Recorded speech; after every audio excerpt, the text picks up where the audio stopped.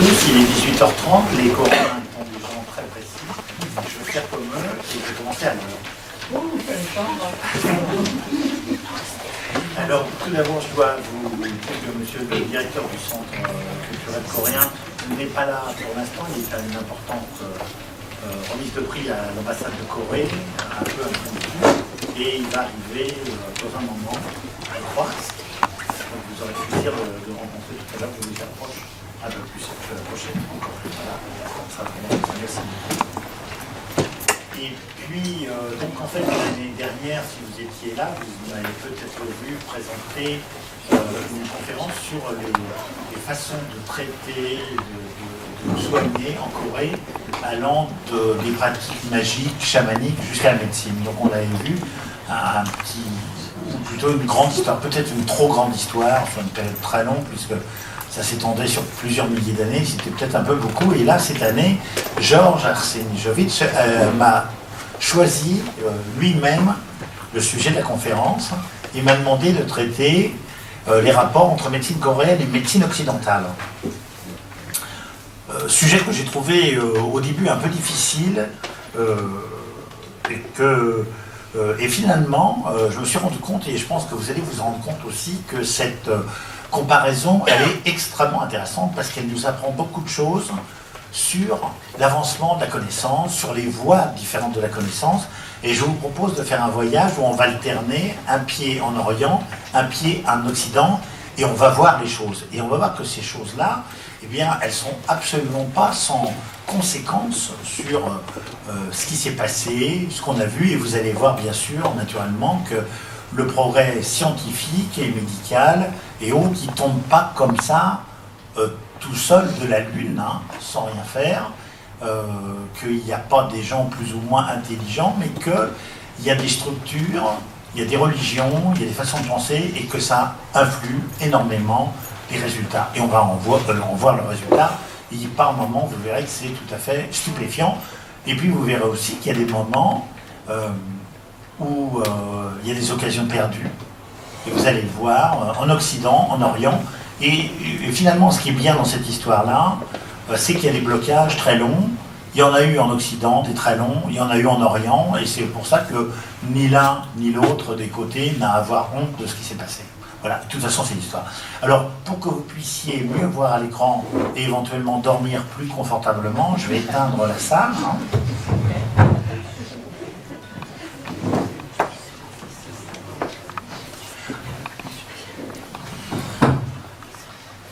Si ça marche, voilà. Donc, comparer cette histoire des deux côtés a-t-il un sens? Les cultures apparaissent si différentes que l'objectif paraît inatteignable. On verra pourtant que le résultat de cette comparaison est riche d'enseignements. Je vais donc vous présenter l'histoire de la médecine d'Orient en Corée et en Occident, en fonction des périodes historiques, parce que je ne vais pas faire toute l'histoire de la Corée puis toute l'histoire de l'Occident, c'est un peu fastidieux, ça nous permettra de voir un peu les rapprochements. Donc je vais traiter la préhistoire, l'Antiquité, puis après une grande période, c'est-à-dire du Moyen-Âge à la période moderne, et puis après les 2 derniers siècles, où vous verrez que beaucoup de choses changent, et pas au même rythme. Or, la préhistoire, de la préhistoire coréenne, finalement, on ne sait pas grand-chose, c'est une discipline en devenir, mais ce qu'on sait, et ce qui est intéressant, c'est qu'en 1929, on a découvert au nord-est de l'actuelle Corée du Nord des aiguilles d'acupuncture en pierre. Et ce qui est assez intéressant, si vous voulez, en dehors de cette découverte, qui en elle-même mérite notre attention, et c'est qu'en fait, dans les textes chinois anciens, notamment dans le livre Huan Tui Suon, on dit que l'acupuncture, que l'usage des aiguilles vient de l'Est, et quand les Chinois disent ça, ça veut dire viennent de Corée. Donc, si je le souligne là, c'est qu'en fait, je ne suis pas sûr qu'en Corée, on attache assez d'importance à cette question fondamentale, c'est-à-dire que peut-être bien que l'acupuncture est née d'abord en Corée dans la préhistoire. Bon, ça reste à démontrer, mais si vous voulez, c'est quand même intéressant, parce que les Chinois, vous savez comme ils sont, c'est-à-dire ils tirent beaucoup la couverture à eux, et quand ils disent pour une fois que quelque chose vient d'ailleurs, ça mérite que ceux qui sont ailleurs se disent ah ben, peut-être que nos ancêtres ont découvert quelque chose. Autre petite anecdote mythique, dans l'histoire de Tangun, le fondateur mythique de la Corée, on voit utiliser de l'ail et de l'armoise. J'ai mis pour les coréanophones nombreux dans l'Assemblée, ils savent tous ce que manol veut dire, mais je pense que vous connaissez moins souk. Souk, c'est une herbe comestible qui est aussi un médicament qu'on connaît bien en Occident, donc qui sont encore largement utilisés dans la médecine coréenne traditionnelle et que j'ai planté dans mon jardin cette année, ou plutôt que ma compagne a planté. Et ces deux herbes, l'ail et l'armoise, sont utilisées pour que la femme ours se transforme en femme, devienne humaine, et enfante ensuite Tangun, le fondateur mythique. Donc on en déduit que ces plantes étaient connues, mais si vous voulez, en soi, c'est pas une nouvelle bouleversante, parce qu'il est évident, bien sûr, que dans la préhistoire coréenne, on connaît les plantes médicinales locales, et, comme je vous l'ai dit, aussi l'acupuncture. En Occident, eh bien, les choses sont assez comparables. On sait qu'il existe une connaissance très ancienne des propriétés des plantes. Alors vous savez que la préhistoire, c'est ce qui est avant l'histoire écrite, donc c'est ce qui est avant l'Égypte, avant la Mésopotamie, avant ce qui est écrit en Grèce et en Gaule, et que, eh bien, au moment où on commence à écrire dans ces pays-là, eh bien, on sait déjà des tas de choses sur les plantes. En Égypte, il y a des manuscrits qui sont écrits 2000-2500 ans avant Jésus-Christ et qui nous parlent des propriétés des plantes.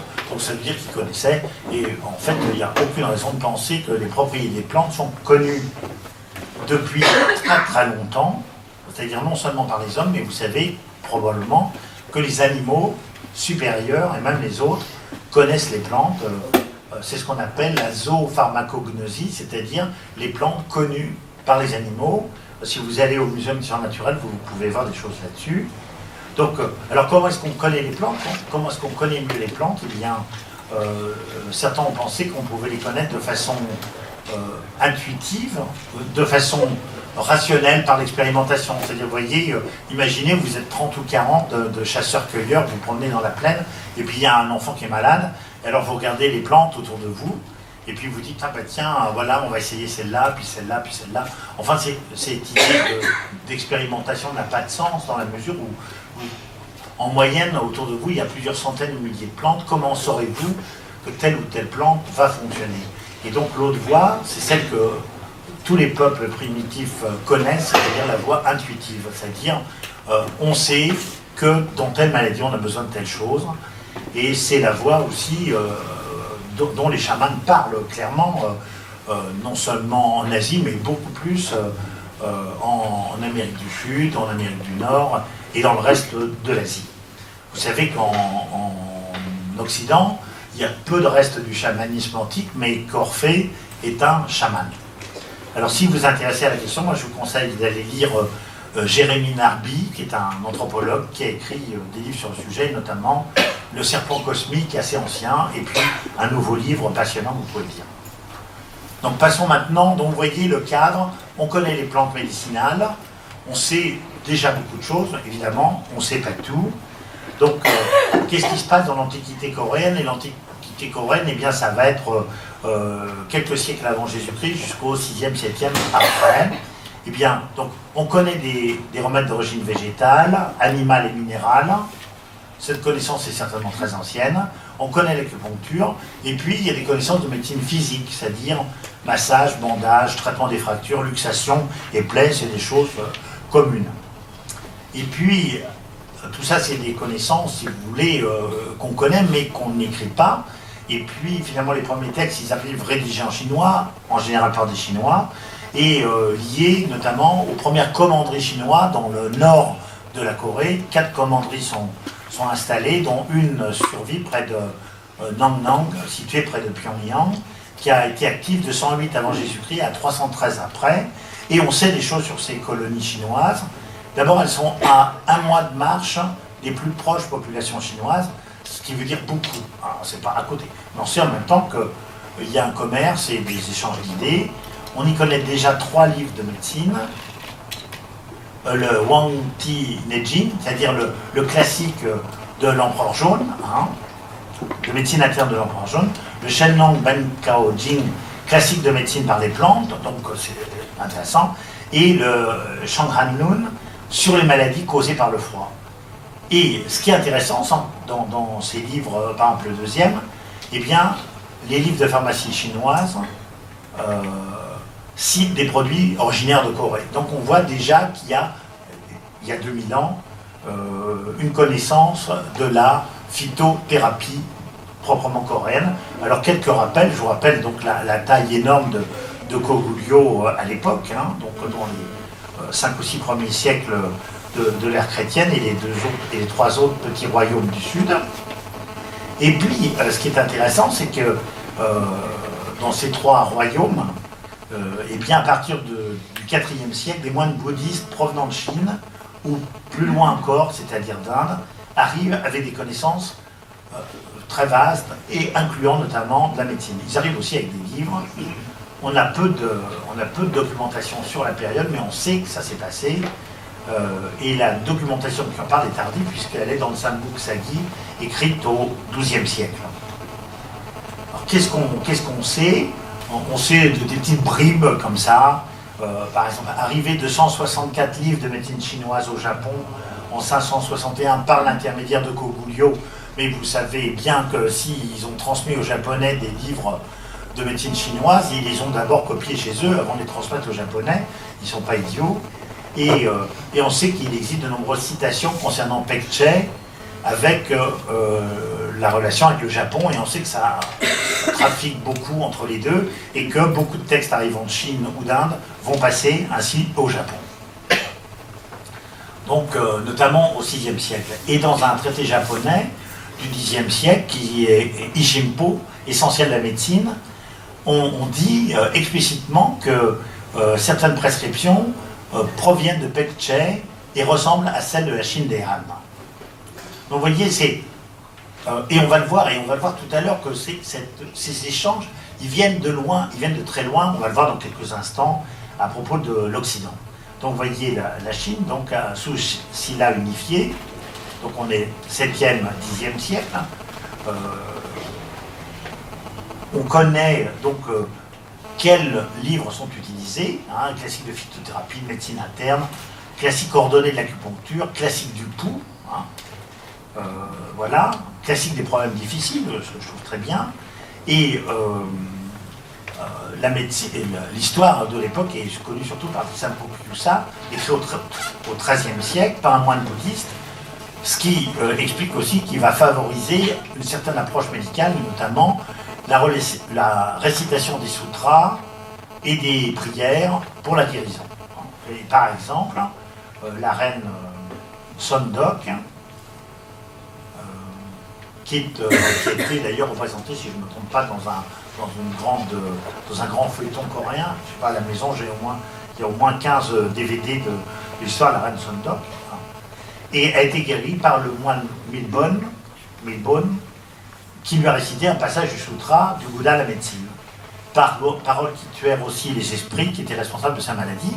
Alors au passage, il faut signaler quelque chose d'assez peu connu, je pense, par beaucoup d'entre nous, c'est que Milbon, il est à l'origine d'un courant du bouddhisme coréen qui s'appelle Milgyo, hein, et que les moines bouddhistes de cette branche pratiquent toujours la guérison.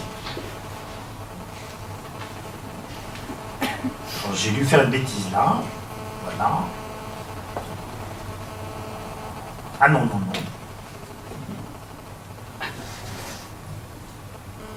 Voilà, donc quelles sont les théories à la base de la médecine chinoise, à ce moment-là pratiquée au cours de la fin du premier millénaire après Jésus-Christ?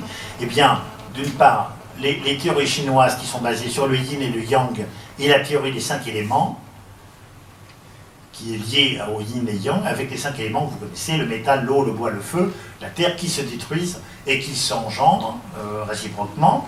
Et puis, par l'intermédiaire du bouddhisme indien, qui arrive en Chine et en Corée, eh bien, les maladies s'expliquent par une disharmonie des 4 éléments, la terre, l'eau, le feu et le vent. Mais ce qui est intéressant, c'est que ces théories sont inspirées directement par la philosophie grecque. Je vous laisse vous en mettre une seconde. Donc, passons à l'Occident. Donc, même s'il existe quelque chose avant Hippocrate, et bien sûr il existe quelque chose avant Hippocrate, qui écrit au 5e, 4e siècle avant Jésus-Christ, eh bien, en fait, c'est avec Hippocrate que naît une médecine de l'observation rationnelle, même si beaucoup de traités lui sont attribués, sur les 60 qui existent, qui font le corpus hippocratique, il y en a 6 qui sont de sa main, et je vous promets qu'il y en a certains qui sont totalement renversants, d'intelligence, de compréhension, notamment, si vous n'avez rien à faire maintenant que les élections sont passées, je conseille d'acheter et de lire un jour le livre magnifique qu'on devrait lire dans les écoles, qui s'appelle « Des airs, des eaux et des lieux ». Hein, c'est un livre de médecine environnementale, c'est un livre de médecine des coutumes, si vous voulez, même avant le livre de Montesquieu sur... voilà, la maladie d'Alzheimer me calme, vous voyez, donc c'est trop récent, Montesquieu, j'ai du mal. Et notamment, il dit cette chose extraordinaire, c'est-à-dire qu'il compare les peuples, et il montre une chose, il montre que le caractère est lié aux lois, oui, l'esprit des lois de Montesquieu, voilà ce que je cherchais il y a un instant, est lié aux lois et aux coutumes, et pas aux gens. Et notamment, il dit, en parlant des Asiatiques, et pour... Hippocrate, bien sûr, les Asiatiques, c'est les gens de Mésopotamie, hein, c'est les Perses, les Mèdes, les peuples comme ça. Il dit pourquoi vous allez comprendre ma digression dans un instant, pourquoi ces peuples-là ne sont pas courageux au combat. Il dit, est-ce que c'est la race? Il dit non.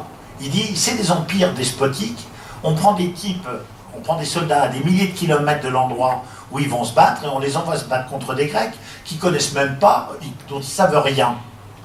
Il dit, ces gens-là qui sont victimes du despotisme, ils sont affrontés à des Grecs qui se battent avec la cité où vivent leurs enfants, leurs mères, leurs pères et leurs femmes, à 30 kilomètres derrière.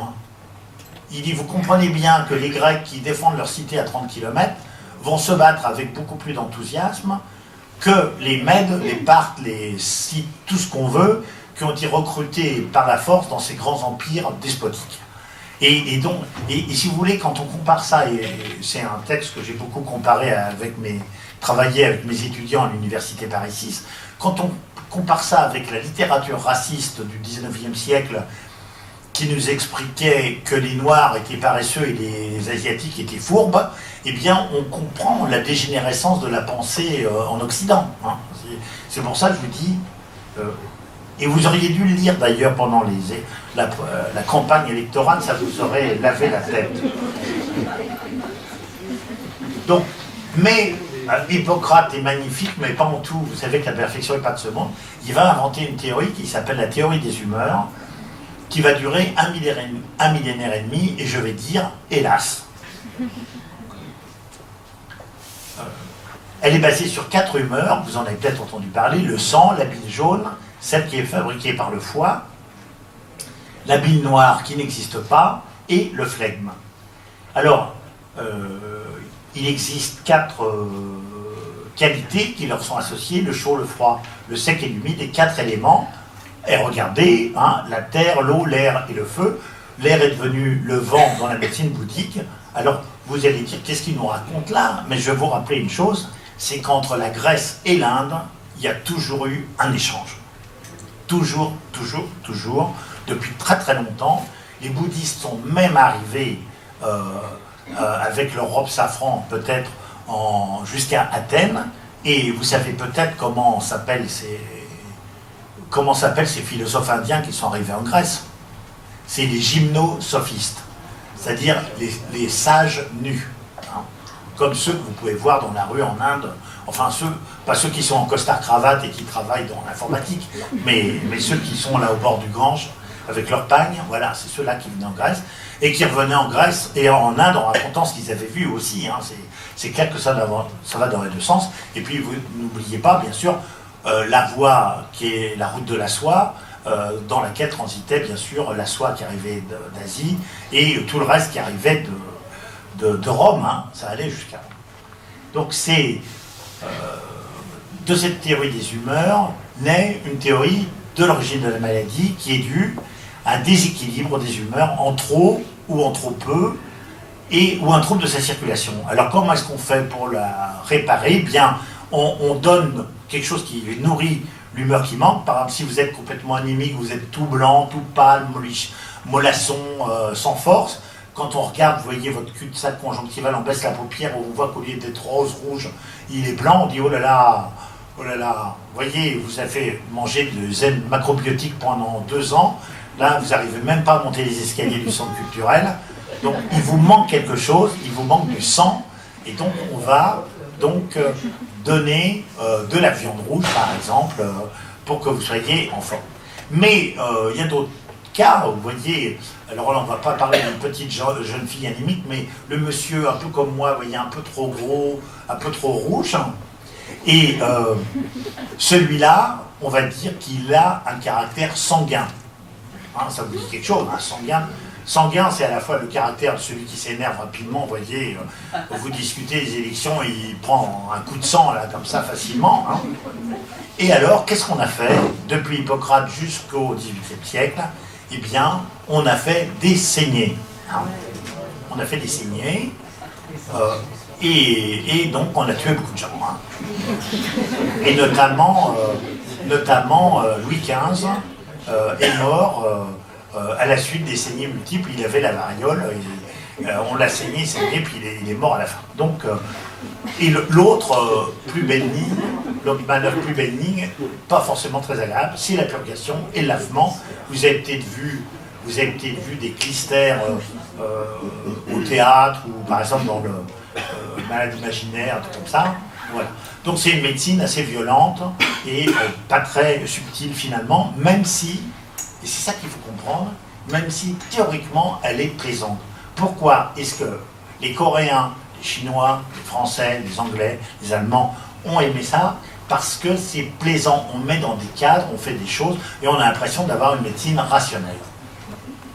C'est curieux, hein, finalement, de voir comment la rationalité amène à la folie. Donc, les théories grecques, donc Hippocrate, Aristote, Galien, mais surtout les deux premiers, hein, donc vont diffuser vers l'Orient, et spécialement en Inde, d'où les moines bouddhistes vont les transmettre vers la Chine, et plus à l'est encore, vous savez qu'ils vont aller jusqu'au Japon. Des fois par des intermédiaires. Hein. Donc maintenant, voyons du Moyen-Âge à la période moderne, voyons ce qui se passe. Alors on va voir d'abord la Corée, les concours comme en Chine se développent, et il y a un concours pour devenir médecin comme il y a un concours pour devenir fonctionnaire. Hein. Et le concours porte sur la médecine interne, c'est-à-dire à partir des classiques, notamment le Neijing que vous connaissez, l'acupuncture, la moxibustion. La moxibustion, je pense que vous connaissez, mais je décris quand même la moxibustion, c'est mettre sur la peau des petits cônes d'armoise qu'on fait brûler, donc faire une petite brûlure. Le cicatrice a un point particulier, c'est apparemment très efficace. On traite les blessures, et puis il y a quand même dans le concours des incantations. On sait qu'il y a ça, on ne sait pas exactement comment ça se passe. Peut-être en souvenir de pratiques coréennes anciennes ou en imitation des temps qui incluaient des incantations dans l'examen. Si vous voulez, on a la description de l'examen, mais malheureusement on n'a pas de questionnaire, on ne sait pas à quoi ils ont répondu comme question. Alors il y a d'autres influences au Koryo. Koryo, vous savez que d'ailleurs le nom a donné Corée, hein, par des formations en Occident. Hein. Il y a développement des influences, on a vu indiennes, mais aussi arabes, puisque les Arabes arrivent. Les Arabes accostent en Chine et dans les ports de Koryo. Hein, donc vous voyez, ça bouge, hein, tout ce monde-là. Il n'y a pas besoin du Club Med ni d'Internet. Ils sont déjà là.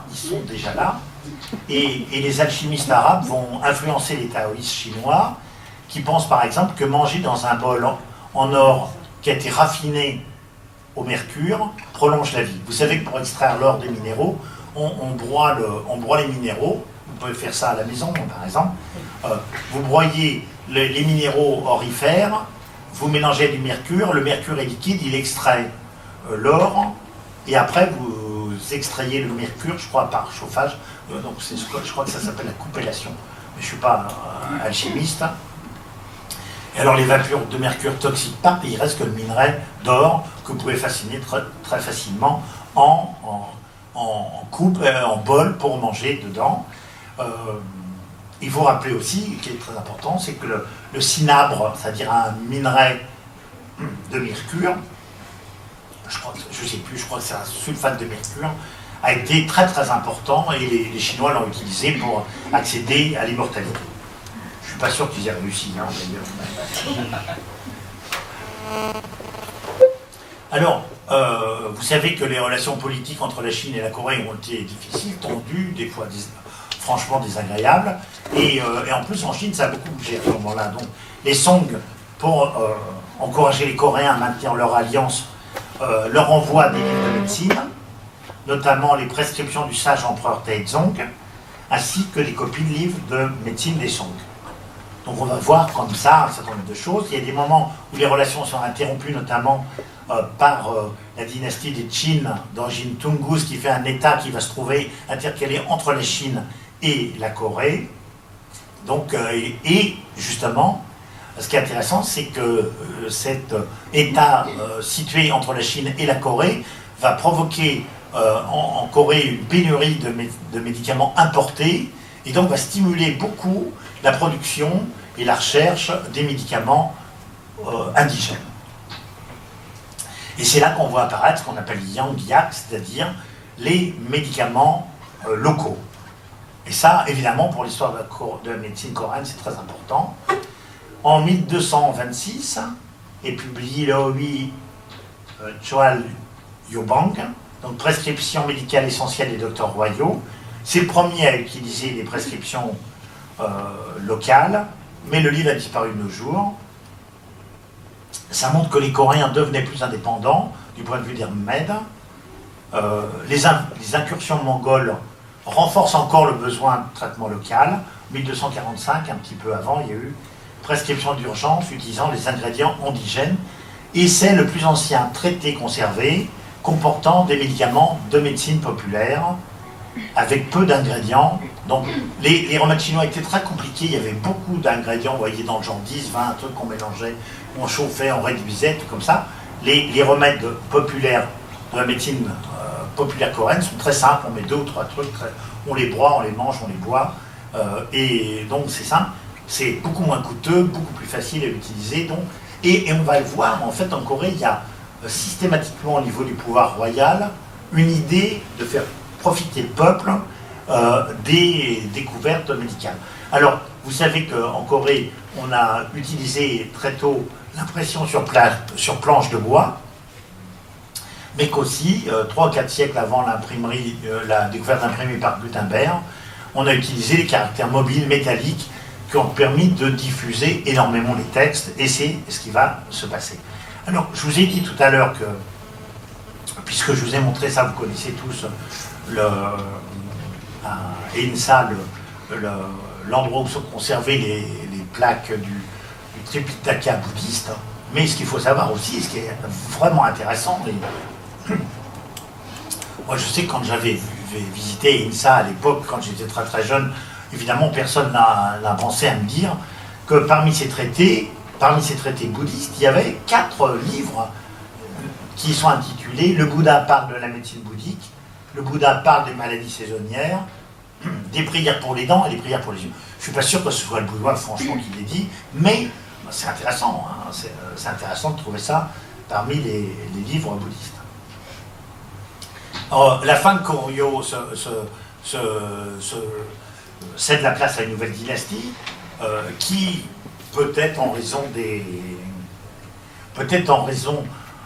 des excès, enfin c'est toujours difficile à dire, vous savez quand on dit qui veut tuer son chien l'accuse de la rage, eh bien quand la nouvelle dynastie de Joseon s'installe, elle décide de faire table rase de tout ce qui était avant du point de vue religieux, et donc va persécuter et détruire le bouddhisme et le chamanisme coréen, en détruisant par exemple tous les temples bouddhistes situés dans les villes, donc ne laissant persister que ce qu'il y avait à la campagne, chassant les chamans des villes, chassant les nonnes et les moines des temples, et les persécutant, essayer de persécution longue, vous voyez quand même, 1392-1910, ça veut dire quand même 418 ans. C'est long, vous voyez, les soviétiques, ils ont persécuté tout le monde pendant 72 ans. Là, vous vous rendez compte, 412 ans, c'est affreux. Enfin, on peut se mettre à leur place. Hein, 418 ans, c'est horrible. Alors mais, je veux dire, bon, tout n'est pas négatif. Hein. Et donc, ils mettent en place une politique influencée par le néo-confucianisme chinois, avec des effets importants sur la médecine, les médecins, leurs pratiques, avec amélioration de leur statut, au détriment des chamans et des autres pratiques religieuses. Le fondateur de la dynastie, Yi Songye d'ailleurs, veut que la médecine soit une priorité, et notamment que le peuple puisse accéder aux soins. C'est curieux et intéressant de voir ça. Et on voit par exemple que en 1399, deux auteurs écrivent un recueil de remèdes domestiques en 30 volumes. Alors vous voyez tout de suite, on va le voir, il y a beaucoup de publications, mais des publications énormes. On va voir tout à l'heure, c'est des milliers de pages et des trucs franchement pas arrangés sur l'étagère à côté de la photo de la grand-mère. Hein. Alors, il se passe aussi des choses étonnantes. Vous savez que sûrement que le confucianisme est une doctrine extrêmement rigide, avec une séparation nette des hommes, des femmes, des classes sociales et tout comme ça. Et le problème, c'est que si on veut faire traiter les femmes de l'aristocratie et du palais royal, eh bien, ça les gêne de les faire traiter par des hommes. Je ne sais pas si vous avez vu des feuilletons comme Ted Jangum et des feuilletons de ce genre-là, vous avez vu que le médecin royal est derrière un rideau et il y a une femme infirmière ou autre qui examine la reine. Donc c'est pas très commode. Hein. En Chine, c'était pareil. Vous avez certainement vu les petites poupées chinoises en nacre où la femme montrait sur la poupée ce qu'elle avait. Vous voyez. Et donc, pour pallier à ça, eh bien, on autorise la formation de femmes pour traiter. Donc, ce qui est intéressant, hein, parce qu'il n'y a pas beaucoup de pays dans le monde qui ont eu des femmes qui ont pratiqué la médecine. En Europe, par exemple, les femmes vont commencer à apparaître pratiquement au XXe siècle. Hein. Le seul domaine où finalement les hommes peuvent quand même accéder aux femmes, c'est la pharmacie, puisqu'ils peuvent les délivrer aux femmes, mais vous voyez, le problème n'est pas le même, il n'a pas besoin de la palper pour lui donner les médicaments, il obéit à l'ordre du médecin. Alors, je vous ai mis quelques photos de feuilletons bien connus, hein, notamment Ojun, hein, qui est un feuilleton intéressant, hein, que je vous conseille de voir si vous ne l'avez pas vu, donc Ojun, on va en parler dans un instant. Elles peuvent pratiquer l'acupuncture, elles le pratiquent très bien, mais évidemment, et ça ne nous étonne pas, leur statut reste toujours très inférieur à celui de leurs collègues masculins. Hein. Et j'ai mis ce que les feuilletons Ojun et Ted Jangum permettent d'apercevoir très bien.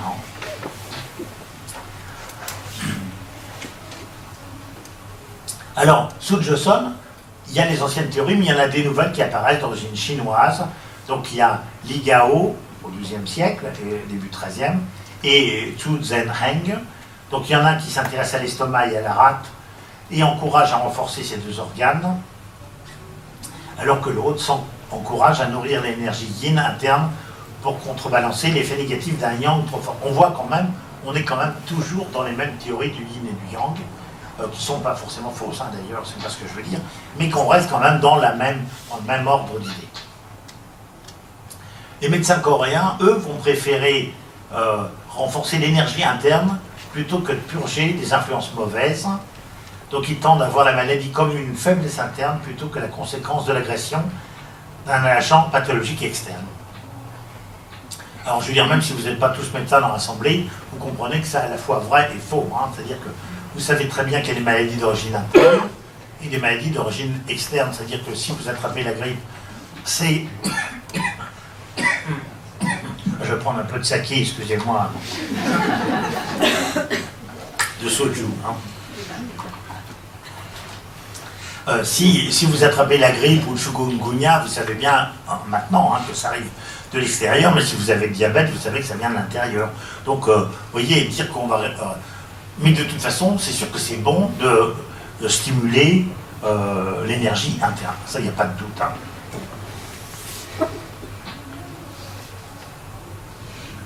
Alors, sous le règne du roi Sejong, qui est actif dans plein de domaines, vous savez que c'est lui qui va promouvoir l'écriture alphabétique Hangul, eh bien, on va publier d'abord une grande collection de prescriptions indigènes, le Yangyak Gibson Bang, en 85 volumes, identifiant 959 maladies différentes, 703 remèdes d'animaux, végétaux et minéraux, disponibles dans la péninsule.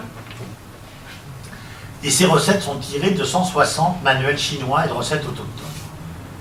Quand c'est possible, les produits chinois coûteux sont remplacés par des équivalents coréens. On y trouve aussi 1500 traitements d'acupuncture et une section de remèdes des immortels taoïstes. Alors, un deuxième traité est publié sous le roi Sejong, le Huibang Yuchui, donc collection classée de prescriptions médicales, 365 volumes. Il faut savoir que les volumes, ils font à peu près une centaine de pages, c'est-à-dire que là, vous imaginez 36 500 pages. Liste des symptômes, maladies, les maladies qui leur sont associées, des traitements proposés dans un ordre chronologique. Immense compilation de 50 000 prescriptions. Vous imaginez, ça, je ne trouve pas de mots pour dire ce que c'est. Et 6 volumes traitent de la façon de prolonger la vie, ce qui est très bien. Alors ces traités trop volumineux pour être répandus sont vraiment, sont à l'origine d'abrégés ou d'extraits qui vont être de plus en plus répandus de la population et des médecins, et ils semblent avoir joué un rôle dans l'amélioration de la santé et de la longévité de la population. Et les 365 volumes sont abrégés en 266 volumes. Il y a un effet louable de réduction, qui furent volés par les Japonais, qui avaient bon goût. Ils n'ont pas volé que ça de bien en Corée en 1592, vous le savez, et qui, pris de remords, enfin, mais gentil pour eux, en offrirent une copie aux Coréens en 1876. Donc, mais il y en avait plus, il y en avait plus. Et puis, il va se passer un événement extrêmement important. Et vous allez voir en Occident aussi, il y a des choses comme ça. C'est-à-dire que tout d'un coup, il y a un homme qui fait quelque chose de tout à fait notable.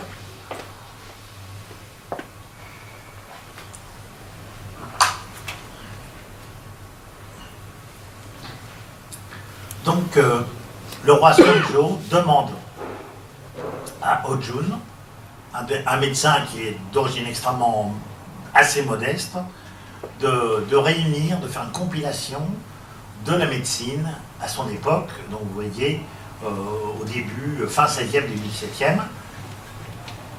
Il va faire une compilation en 25 volumes, mais, et c'est là où tout change, parce que vous avez vu tout à l'heure, c'était monstrueux, c'est-à-dire 365 volumes, on a mis 50 000 prescriptions, on a noté tout dans 160 volumes, enfin c'est affolant, quoi, affolant. Et là, en fait, qu'est-ce qu'il fait, Ho-Jun?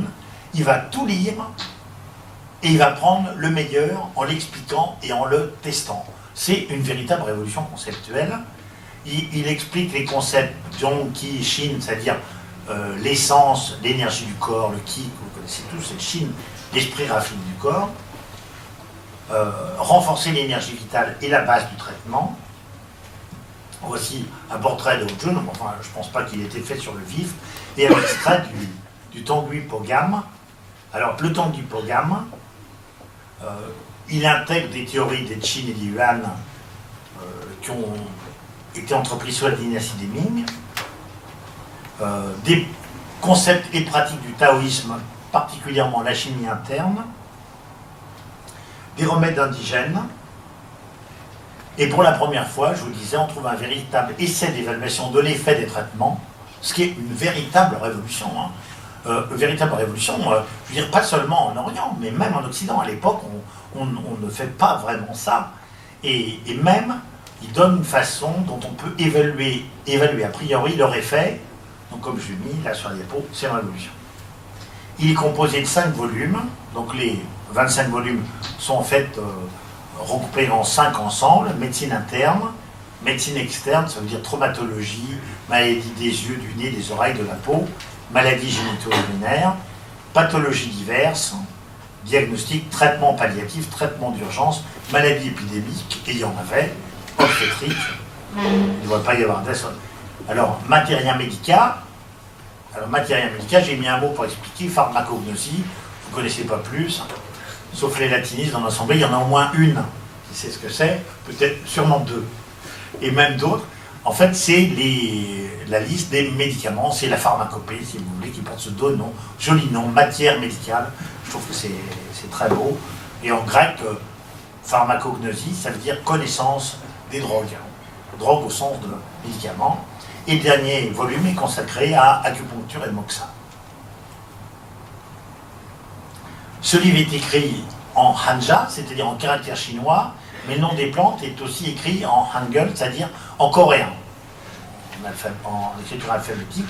Il fut imprimé 18 fois en Corée, en Chine et au Japon. Il a pratiquement remplacé tous les livres antérieurs en Asie jusqu'à aujourd'hui. Une traduction a été faite en coréen moderne en 1971 et je dois vous dire, vous annoncer, cette belle nouvelle, que l'année 2013 sera l'année de la célébration internationale du Tongyi Pogam. Il va y avoir une belle exposition à l'UNESCO sur ce sujet et le Tongyi Pogam a été traduit en anglais.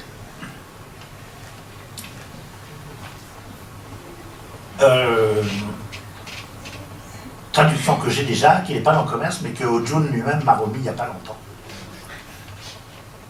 Alors, vous voyez, des fois il y a des événements qui présagent de grandes suites et puis d'autres qui vont faire un peu flop. Alors, c'est-à-dire que d'un point de vue intellectuel et médical, le Tongyi Pogam va se répandre partout, mais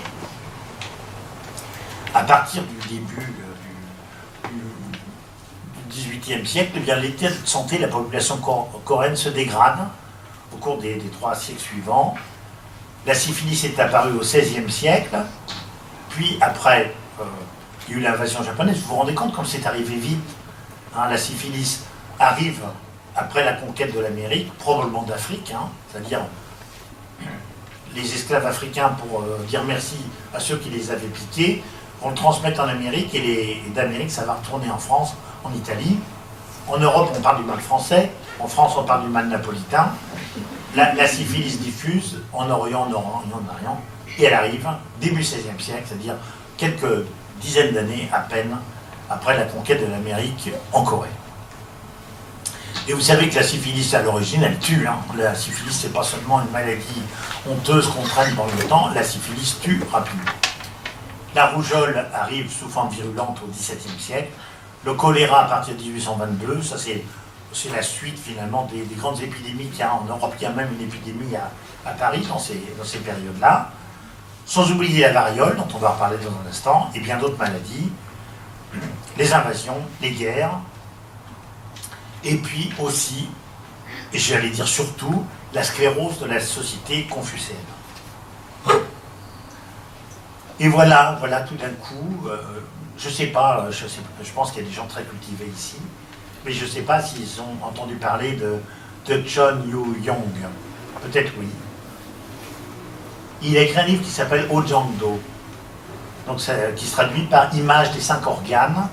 C'est un livre de dessins, de planches dessinées à partir des dissections faites sur les morts dans la province de Chollado, consécutive à l'invasion japonaise. C'est quelque chose d'inouï, hein. Ça ne s'est jamais fait, et ça ne se refera pas après. Et dans le feuilleton consacré à Ho-Jun, d'ailleurs, on attribuait à ce dernier le fait d'avoir fait une première dissection de celui-ci. On voyait, il était avec son maître en montagne, le maître mourait, et le maître lui disait fais mon autopsie. Hein. Mais apparemment, comme en Occident, le fait des dissections est difficile à intégrer conceptuellement. Voici une planche du Ojangdo. Et on voit bien hein, que cette planche eh bien, ressemble pas vraiment à l'anatomie réelle.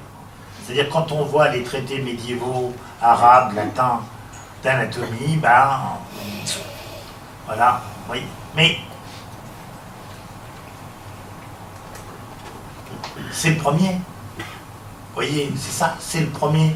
C'est-à-dire que si après lui il avait eu des élèves, si on avait eu d'autres, en quelques décennies, on serait arrivé à une grande précision, on aurait découvert tous les organes, même ceux qu'on ne connaissait pas. Vous voyez, on voit bien ici, il y a des choses qu'on voit assez bien. Oh là.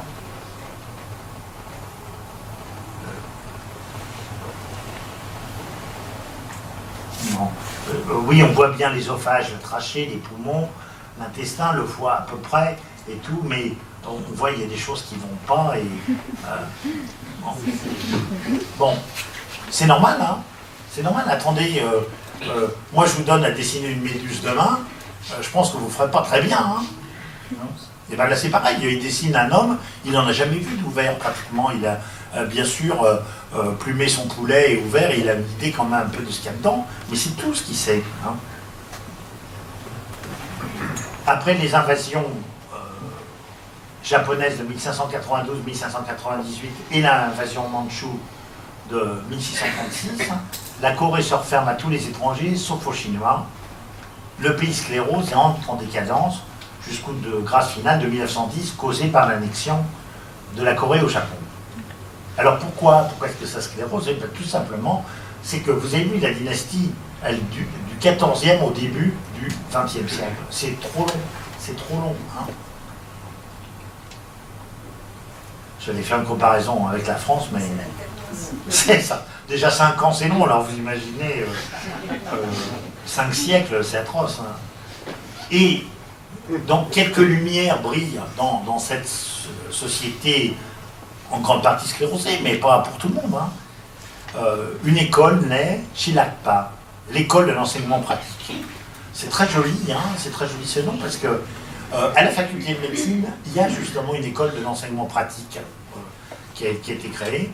Donc un groupe de savants et lettrés se battent pour une nouvelle vision et le développement d'une nouvelle technologie. Donc on est au XVIIe siècle. Hein, donc vous voyez, ça les travaille, ils ont envie de faire quelque chose, mais leurs efforts n'ont pas d'écho au sein de la classe des Yangban, c'est-à-dire les nobles coréens querelleurs.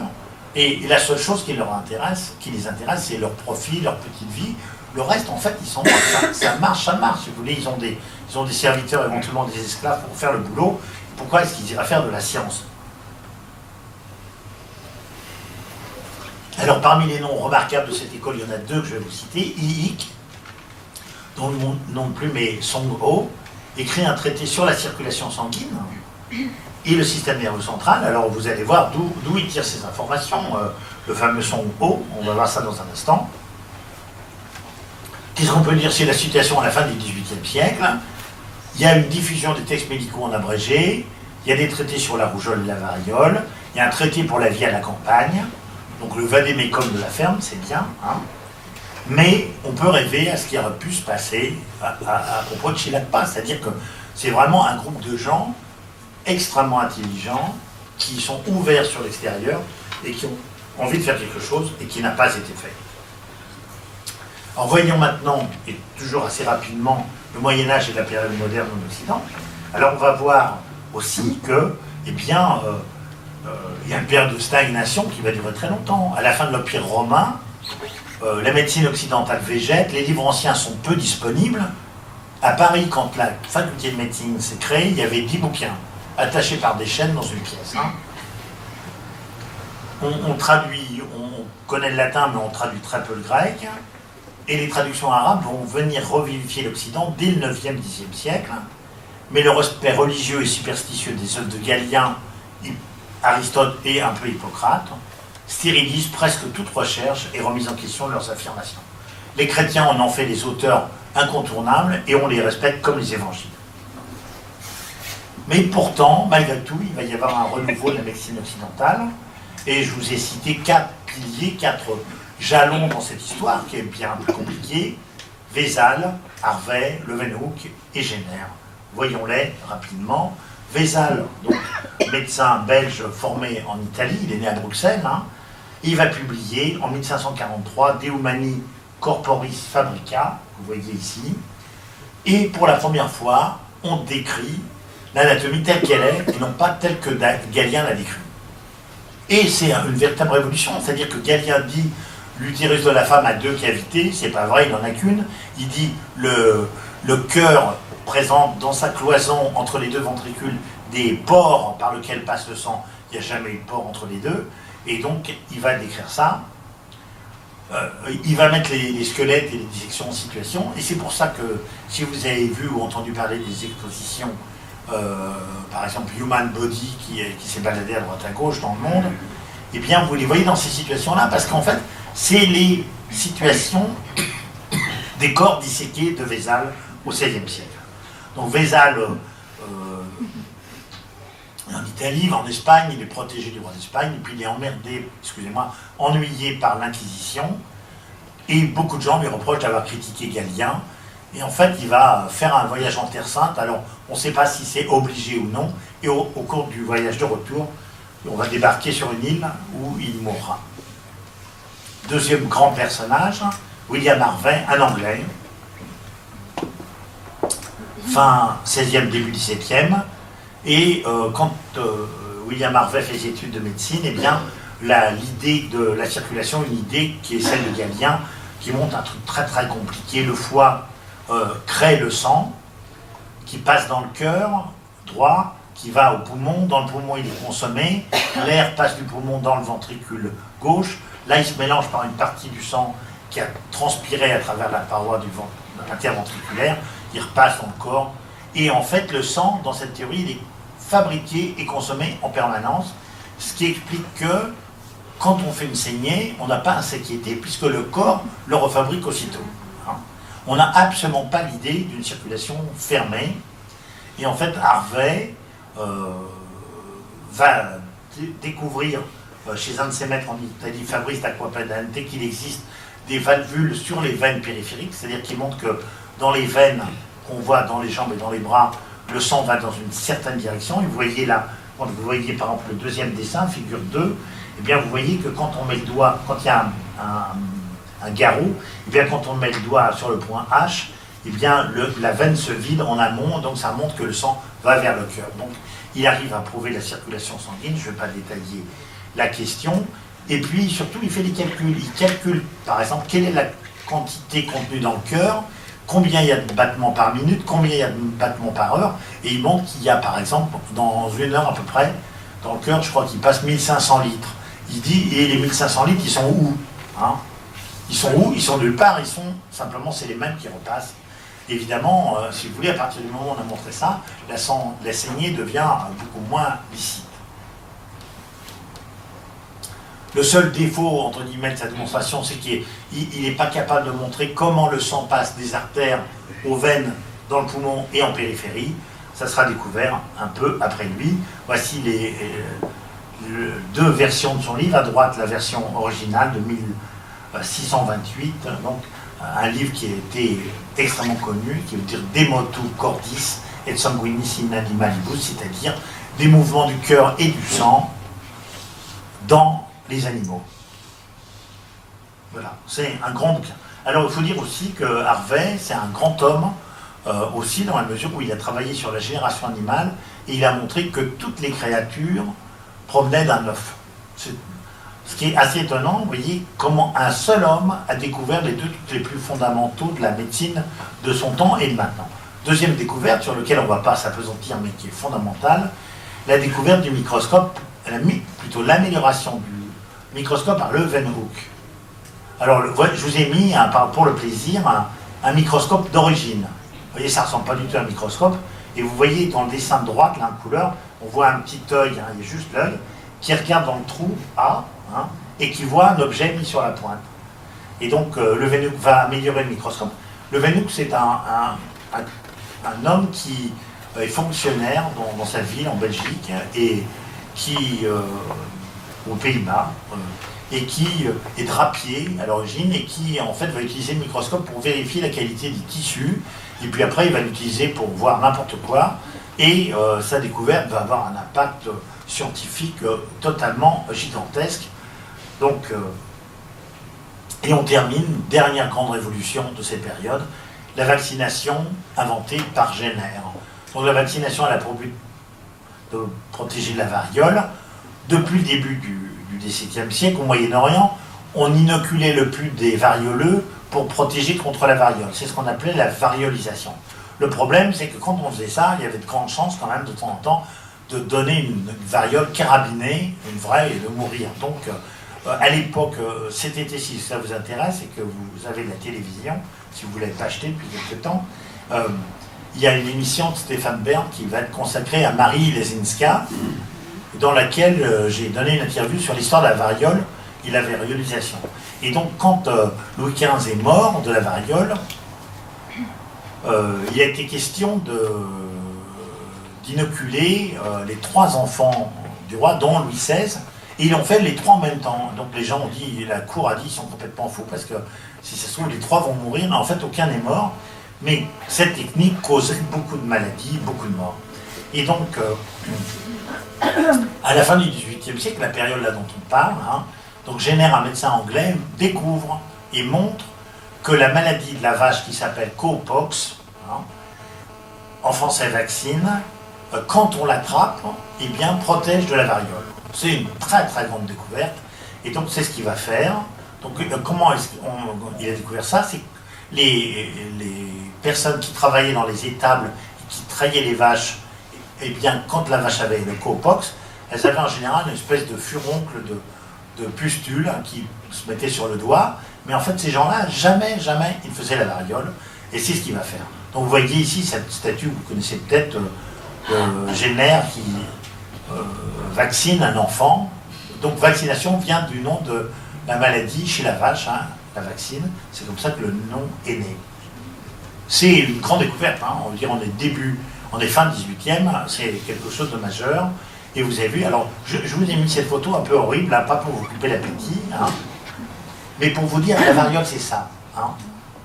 La variole c'est ça, souvent pire, et elle touchait tout le monde, et moi je peux vous dire qu'en Corée, on peut encore voir des gens qui ont eu la variole. Dans les personnes âgées, il y a des gens qui ont eu la variole. Mon beau-frère, mon ex-beau-frère, il avait les séquelles de la variole quand il était petit. Et donc c'était pas à l'époque de Mathusalem, tout ça. Donc, à la fin du XVIIIe siècle, qu'est-ce qu'on connaît en Occident? L'anatomie réelle, non seulement macroscopique, mais on commence à découvrir l'anatomie microscopique, c'est-à-dire vue au microscope. La physiologie fait des progrès, la circulation cardiaque est comprise, ainsi que la respiration, on commence à comprendre ce qui se passe, la digestion, et il y a d'énormes progrès en chimie dans les autres sciences.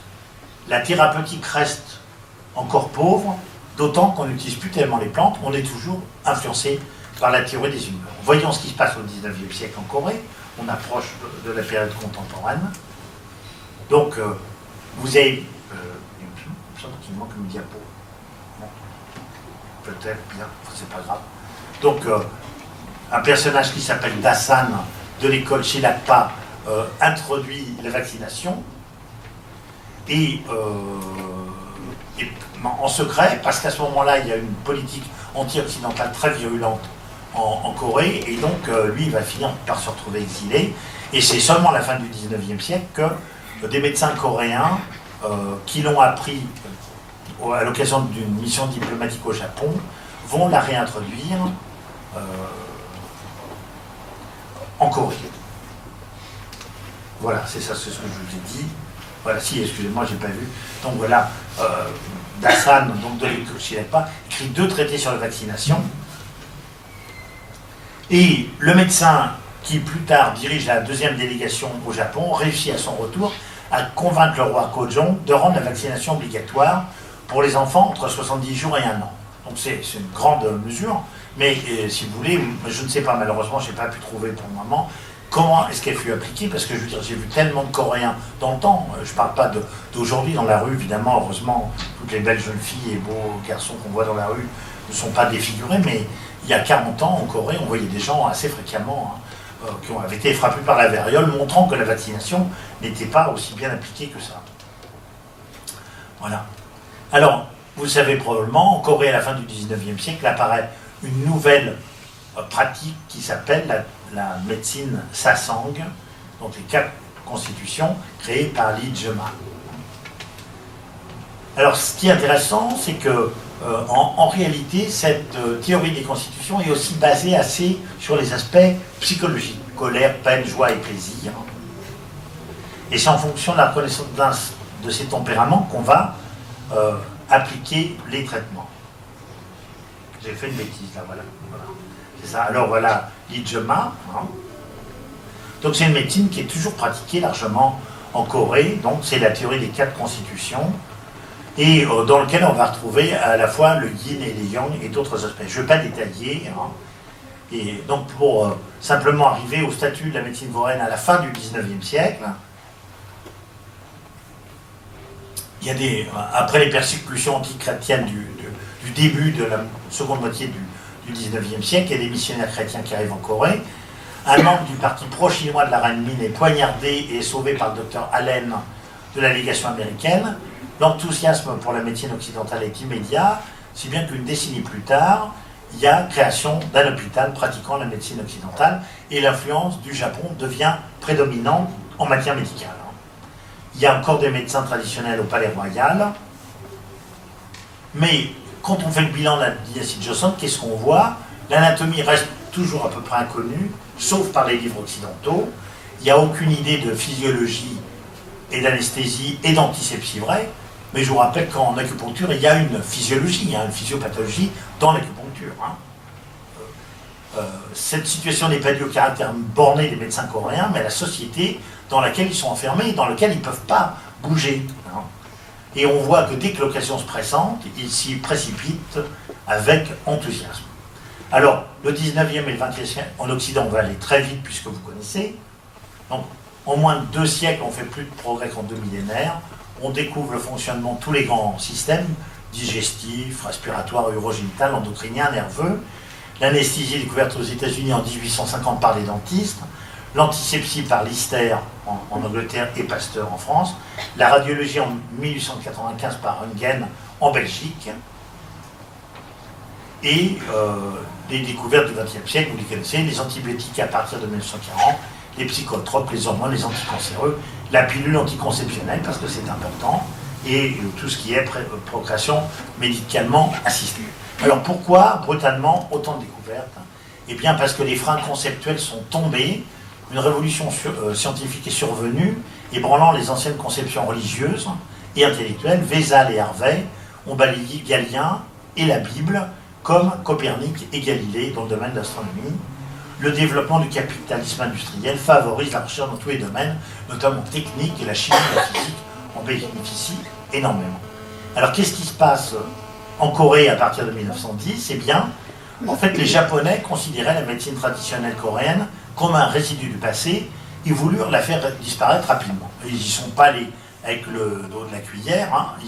Ils ont carrément tout interdit, pratiquement du jour au lendemain. Mais en fait, malgré la prise de contrôle de l'hôpital public de Séoul et la certification des médecins, il fallut se rendre à l'évidence, on n'avait pas assez de nouveaux praticiens dans la nouvelle médecine, nouvelle discipline qui était appelée biomédecine.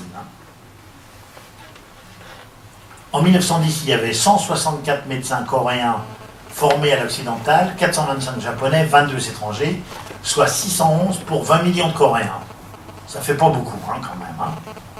Alors les herbalistes ou médecins traditionnels déclinent, vous voyez, entre 1913 et 1940, ils vont passer de 5800 à 3601, mais en fait ils ne déclinent pas autant que les Japonais auraient souhaité, parce qu'en fait il va se passer quelque chose. À cause des guerres coloniales japonaises, la demande en médecins occidentaux entraîne un relâchement de l'oppression de la médecine traditionnelle coréenne, si bien même qu'une école de médecine orientale reçoit l'autorisation d'ouvrir en 1937 à Séoul, ce qui ne s'était pas fait avant. Donc, après la guerre et la séparation de la Corée en deux, la médecine orientale est immédiatement reconnue en Corée du Nord avec un institut de recherche, et en Corée du Sud, il faut plusieurs décennies pour qu'elle soit reconnue à sa juste valeur, et ça va aussi avec une idée extrêmement moderniste, progressiste, allant de l'agriculture au rejet de tout ce qui était vieux, y compris le chamanisme et la religion. Donc il y a une période, je me rappelle, il y a 30 ans, quand on rencontrait des Coréens, on parlait tradition, chamanisme et tout comme ça, et eux, ils vous parlaient de pétroliers géants et de buildings. Donc là, la médecine traditionnelle est accepté, hein, et en fait, après la libération, il y a de très nombreux médecins coréens qui partent partout dans le monde pour se former. Il y en a qui viennent, il y en a qui repartent. Alors on peut parler de fuite des cerveaux, mais en fait l'impact va être énorme, puisque les médecins stimulent la formation et la recherche en Corée, et par leur excellence aussi donnent une image très positive de la médecine coréenne. Alors actuellement, il y a beaucoup d'écoles de médecine orientale en Corée, il y a 7000 cliniques, il n'y a aucun enseignement dans les universités publiques, je crois, mais je trouve que ça change. Et puis, des choses vont... J'ai dû faire, voilà, j'ai fait une bêtise à nouveau. Donc, en un siècle, la médecine occidentale a acquis en Corée un niveau absolument remarquable. Le niveau d'équipement et de formation des personnels est exceptionnel. Et c'est vrai non seulement pour les Coréens vivant en Corée, mais pour les très nombreux médecins d'origine coréenne vivant à l'étranger, notamment aux États-Unis. Et puis l'acupuncture coréenne, on va dire juste un mot avant de terminer, elle a été très largement et longtemps méconnue en Occident, et en fait elle a suscité un mouvement d'intérêt au cours de la dernière décennie, surtout auprès des acupuncteurs occidentaux, en raison de sa tradition jamais interrompue, de sa très grande antiquité et des recherches pratiquées dans le domaine. On va le voir dans un instant. Pourquoi une acupuncture authentique? Parce que la tradition s'est poursuivie sans la révolution communiste ni la révolution culturelle chinoise, parce qu'elle a survécu à l'occupation japonaise qui finalement n'a pas tellement cherché à la brimer, moins que la médecine traditionnelle, parce que, vous le savez, les Japonais pratiquaient l'acupuncture. Et parce qu'au Japon, pourquoi une médecine authentique? Pourquoi plus la Corée que le Japon? Parce qu'au Japon, tout a été dirigé vers la modernisation à l'occidental. Et actuellement, donc, ce qui est intéressant, au-delà même de l'acupuncture, c'est qu'il existe des rapprochements entre médecine traditionnelle, médecine occidentale, dans des hôpitaux, comme par exemple à l'université Kyunghee qui a créé le premier département Est-Ouest. Et puis des recherches ont été faites par des médecins coréens, notamment aux États-Unis, mais aussi en Corée, et en IRM fonctionnel et en expérimentation animale, qui montrent enfin, pour la première fois, l'impact, l'effet des points d'acupuncture sur, par exemple, le cerveau. Alors là, je vous ai mis un article, mais il y en aurait beaucoup d'autres à citer. Vous voyez, la stimulation par l'acupuncture d'un point d'acupuncture lié à la vision augmente l'expression d'un médiateur qui s'appelle Cephos dans le cortex visuel. C'est-à-dire que c'est un point qui est au niveau du talon, réputé depuis toujours pour agir sur la vision. Eh bien, on a piqué ce point et on a vu dans le cerveau que le cortex visuel était stimulé. Et il y a, je vous promets, aucun nerf qui va du talon jusqu'au cortex visuel. Donc, c'est un grand départ, il y a d'autres travaux, c'est très intéressant. Alors, en Corée, il y a eu d'autres programmes d'acupuncture, l'électroacupuncture, le laser et l'acupuncture, l'acupuncture médicinale avec injection de venin d'abeille, ce qu'on appelle le tapping acupuncture avec des aimants sur les points d'acupuncture, et l'acupuncture manuelle au niveau de la main, développée par Yu Tae-hu en 70, qui connaît un très grand succès populaire. Donc je vous ai mis deux planches là de la Korean Hand Acupuncture, donc juste sur la main. Alors, actuellement, les Coréens préfèrent la médecine traditionnelle pour les douleurs chroniques, la fatigue, les conséquences de la vieillesse et bien d'autres choses, et la médecine occidentale pour les conditions aiguës et la chirurgie. Alors, qu'est-ce qu'on peut dire en conclusion? On peut dire beaucoup de choses et débattre ensuite, si on a le temps, si le centre ne ferme pas les portes et nous enferme à l'intérieur. La Corée a bénéficié d'une histoire des plus étonnantes après avoir emprunté à la médecine chinoise.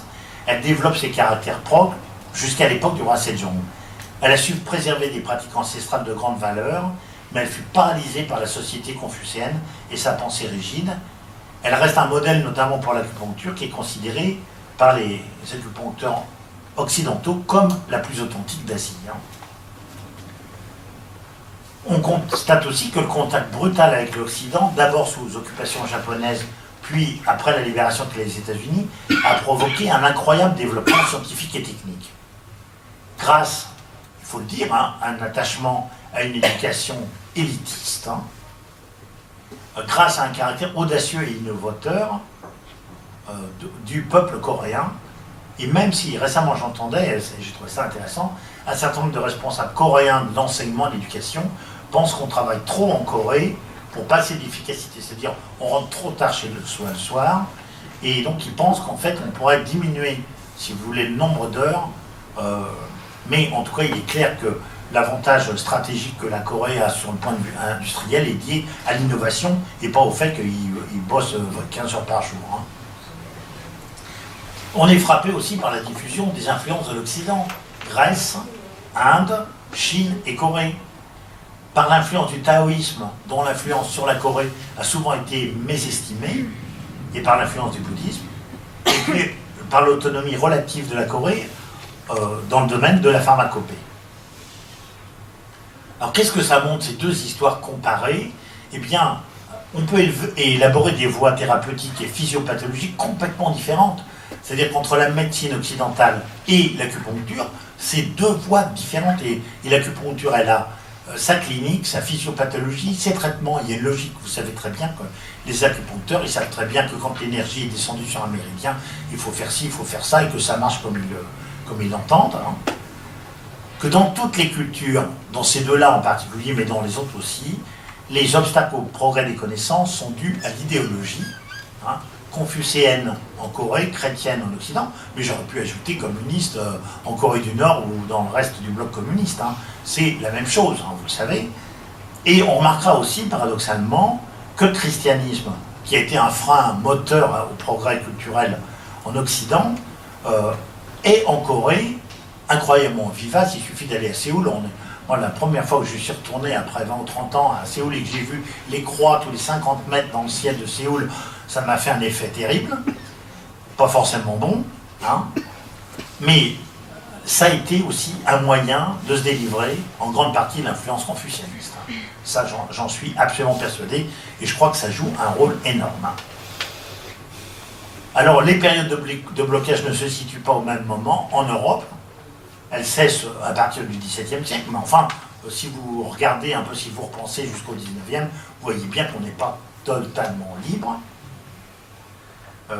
En Corée, le respect des anciens d'origine chinoise est aggravé par le néo-confucianisme de Joseon, et on peut regretter l'échec de Shilakpa, parce que, en fait, vous voyez bien hein, que vous avez vu, je vous ai cité quelques noms. Moi, je veux dire, si cette école avait réussi, c'est-à-dire, mettons, s'il s'était trouvé que les gens de cette école étaient bien vus de la cour royale, ils auraient pu avoir des moyens, développer, imposer leurs pensées et faire de la Corée un État moderne au XVIIe siècle. Hein. C'était possible, ils auraient pu inventer les machines à vapeur hein, avant nous. Ils ont bien inventé l'imprimerie à caractère mobile 400 ans avant nous. Donc, mais quand cette chape étouffante fut retirée, les progrès furent foudroyants. Voilà. Merci à tous.